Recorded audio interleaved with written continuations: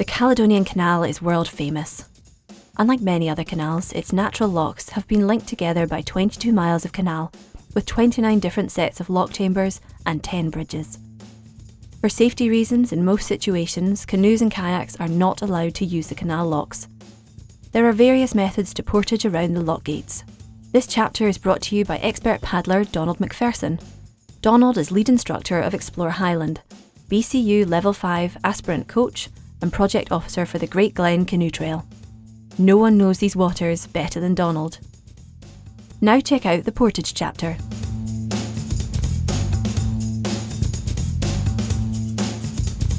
Portage is where you actually, on the canal, come to a lock chamber, remove the canoe from the water, go round the chamber using the towpath and access the water down below again.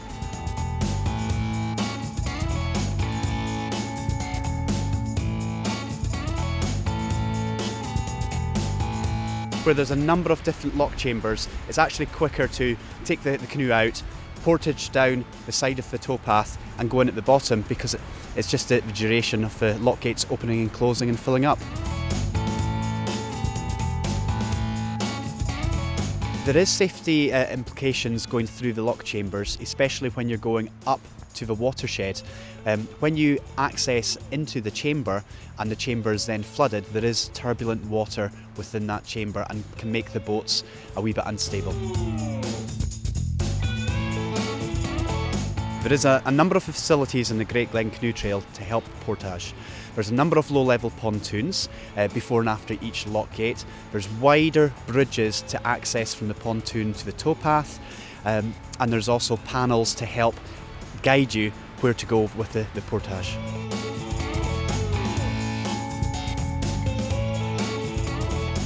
For a canoe, there's a number of different types of portage.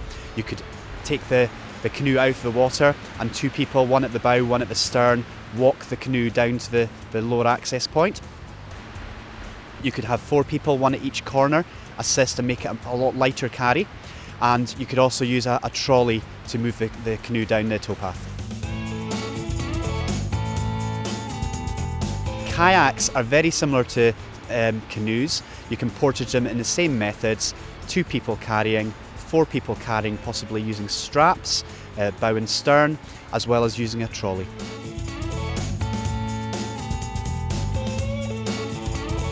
When doing the canoe trail, there is a number of items that we do ask people to take, including a portage trolley. There are some at some lock gates, but we recommend that you take your own just in case. And that's going to definitely help you move the canoe down the towpath.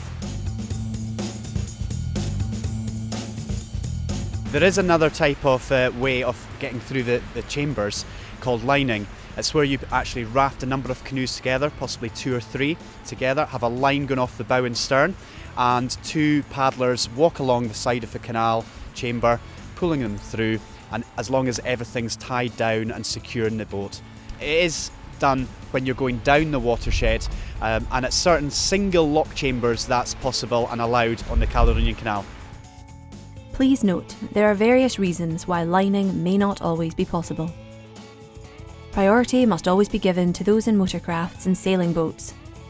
The lock keeper may have other responsibilities to tend to in the local area. If a canoe group is not ready in time, the lock keeper may decline permission to line through the lock chamber to keep the waterway traffic moving. Please always check with the lock keeper before lining through the locks.